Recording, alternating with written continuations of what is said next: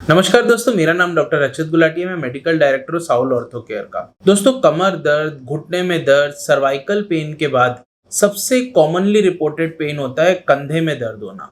कंधे में दर्द का सबसे कॉमन कॉज होता है फ्रोजन शोल्डर, या जिसको हम साइंटिफिक भाषा में अडेसिव कैप्सुलाइटिस भी बोलते हैं।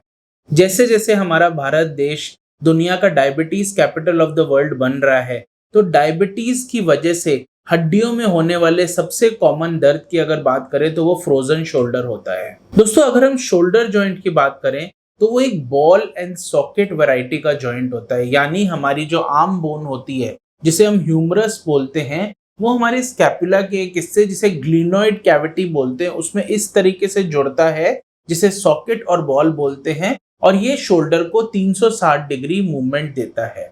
जब ये ग्लिनोह्यूमरल जॉइंट के अंदर एडेशंस आ जाते हैं, यानी ये बॉल सॉकेट के साथ जाके चिपक जाता है, जिसका प्रमुख कारण इन्फ्लेमेशन होता है, तो हमारा शोल्डर फ्रोजन हो जाता है, यानी कंधे में जकड़न आ जाती है।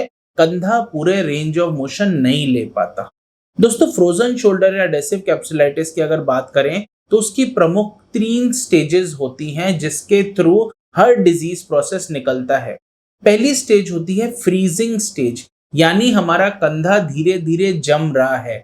इस पेशेंट के अंदर दर्द एक मोर कॉमनली रिपोर्टेड सिम्टम होएगा। पेशेंट हमारे पास आके बोलता है, डॉक्टर साहब मेरे कंधे में दर्द है, जकड़न कुछ खास नहीं है, पर सो के उठता हूँ तो लगता है हल्की फुल्की जकड़न है, पर दर्द बहुत ज्यादा है, मैं भारी सामान नहीं उठा पाता। ये वाली जो स्टेज है ऑन एन एवरेज 2 से 6 हफ्ते तक चलती है। दूसरी स्टेज आती है फ्रोजन स्टेज, यानी हमारे कंधे के अंदर दर्द तो कम हो गया है, परंतु जकड़न बहुत ज्यादा बढ़ गई है। जकड़न की अगर हम बात करें तो शोल्डर को फ्लेक्स करते हुए या सामने उठाते हुए, एबिडक्ट करते हुए यानी साइड से उठाते हुए, और एक्सटेंड करते हुए यानी पीछे की तरफ ले जाते हुए जकड़न बहुत ज्यादा होती है। ये जो फ्रोजन स्टेज होती है ये 2 से 6 महीने तक ऑन एन एवरेज चलती है। और तीसरी स्टेज होती है थॉइंग स्टेज।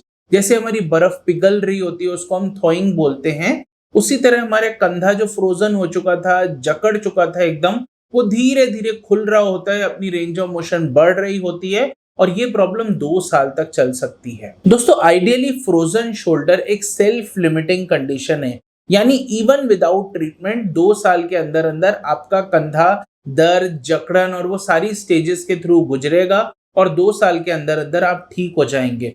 परंतु ये 2 साल बहुत दर्दनाक होते हैं और रोजमर्रा के कार्य करने में बहुत ज्यादा अड़चने आ सकती हैं। अगर हम कोई भारी चीज उठाने की बात करें, अपनी टी शर्ट पहनने की बात करें, लेडीज के लिए ये और भी ज्यादा प्रॉब्लमेटिक हो जाता है। उनको बाल वाल बांधने में बहुत ज्यादा कठिनाई होती है फ्रोजन शोल्डर के केसेस में। जो वर्किंग एज ग्रुप है उनके लिए बहुत बड़ी प्रॉब्लम हो जाती है। जो बस ट्रेन में ट्रेवल करते हैं वो ऊपर की बार्स को होल्ड नहीं कर पाते जो हमें सपोर्ट के लिए चाहिए होती हैं। ये छोटे छोटे रोजमर्रा के कार्य करने में बहुत ज्यादा प्रॉब्लम हो जाती है। तो आज मैं आपको 5 ऐसे डूज बताऊंगा और 5 ऐसे डोंट्स बताऊंगा फ्रोजन शोल्डर में, जो आपको करने चाहिए या जो आपको बिल्कुल नहीं करने चाहिए। दोस्तों, टॉप 5 डूज की अगर बात करें तो पहली चीज होती है अर्ली कंसल्टेशन लेना। जैसे ही आपके कंधे में दर्द है, बहुत जरूरी है आप डॉक्टर के पास जाइए। ये जो तीनों स्टेजेस हैं इसको जल्दी जल्दी जल्दी निकाला जा सकता है अगर जल्दी कंसल्टेशन हो जाए और जल्दी से आपका ट्रीटमेंट शुरू हो जाए। दोस्तों, फ्रोजन शोल्डर कोई सर्जिकल केस नहीं है। इसका ट्रीटमेंट इजीली होलिस्टिकली अवेलेबल है। दवाइयों से, प्रॉपर रिहैबिलिटेशन से, इंजेक्शन से इसका ट्रीटमेंट करना संभव है, पर उसके लिए अर्ली कंसल्टेशन लेना बहुत जरूरी होता है। दोस्तों, दूसरा इंपॉर्टेंट पॉइंट है कि हमारे शोल्डर को मसाज करना बहुत जरूरी है।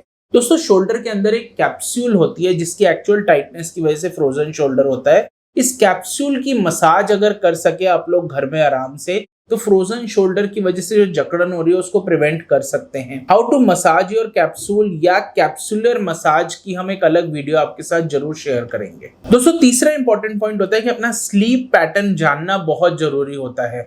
दोस्तों, फ्रोजन शोल्डर में आइडियली पेशेंट हमारे पास आके बोलता है कि डॉक्टर साहब मैं जिस साइड पे मेरे कंधे के दर्द है उस साइड तो मैं करवट लेके बिल्कुल सो ही नहीं सकता।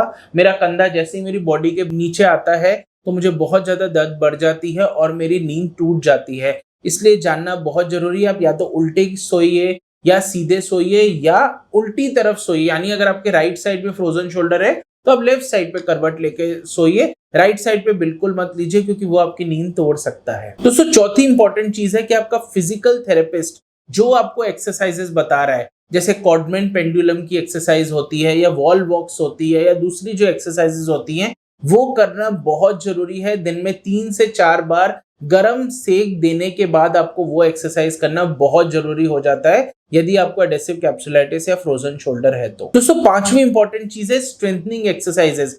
एक बार अगर आप स्टेज 3 में आ गए यानी थॉइंग स्टेज में आ गए, यानी आपकी जकड़न खत्म हो गई और फ्लेक्सिबिलिटी स्टार्ट हो गई है यानी शुरू हो गई है शोल्डर के अंदर, तो बहुत जरूरी है आसपास के मसल्स को स्ट्रेंथन करना ताकि जल्दी से जल्दी आप अपने रोजमर्रा के कार्य सफल पूर्वक कर पाए और एक्टिविटीज ऑफ डेली लिविंग आपकी आराम से परफॉर्म हो सके। दोस्तों 5 अगर डोंट्स की बात करें तो पहली चीज होती है कि जल्दबाजी ना करें स्ट्रेंथन करने में मसल्स। मैंने पहले आपको बताया कि स्ट्रेंथन करना बहुत जरूरी है, पर वो तभी जब आपकी फ्लेक्सिबिलिटी आ जाए। अगर आपके कंधे में जकड़न मौजूद है और आप स्ट्रेंथनिंग करने लगेंगे तो लेने के देने पड़ जाएंगे। इसलिए बहुत जरूरी है आपकी एक्सरसाइज आप इंटरनेट से देख के नहीं करें, आप डॉक्टर से या फिजियोथेरेपिस्ट से मिलके जान लें कि आपको कब कौन सी एक्सरसाइज करनी है। दोस्तों दूसरा इंपॉर्टेंट डोंट है कि अपने आप को फोर्स ना करें कोई पेनफुल एक्टिविटी करने के लिए।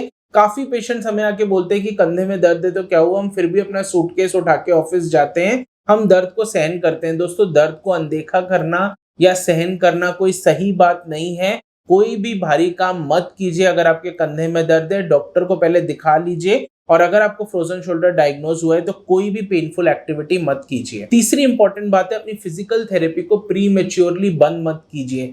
कई पेशेंट्स के अंदर हमने देखा है कि उनको फ्रोजन शोल्डर हुआ, उनको दर्द हुई, जकड़न हुई, उन्होंने थोड़े दिन के लिए फिजियोथेरेपी ली या एक्सरसाइज ली या दवाई ली और उसको जल्दी से बंद कर दिया जैसे ही दर्द चला गया।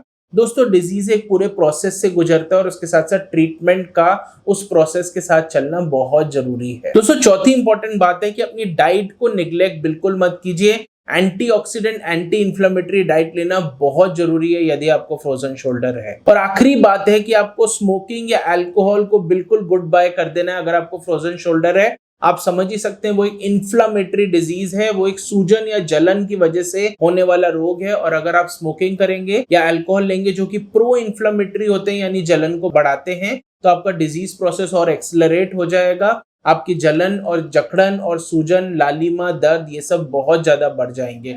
तो दोस्तों आशा करता हूँ आपको ये वीडियो पसंद आया होगा। इस वीडियो को ज्यादा से ज्यादा लोगों के साथ शेयर कीजिए और ऐसे इंपॉर्टेंट टॉपिक्स देखने के लिए इस चैनल को सब्सक्राइब करना बिल्कुल ना भूलें। और इस वीडियो से रिलेटेड आपका कोई भी डाउट हो, कोई भी क्वेरी हो तो बेझिझक कमेंट बॉक्स में टाइप करें। Thank you.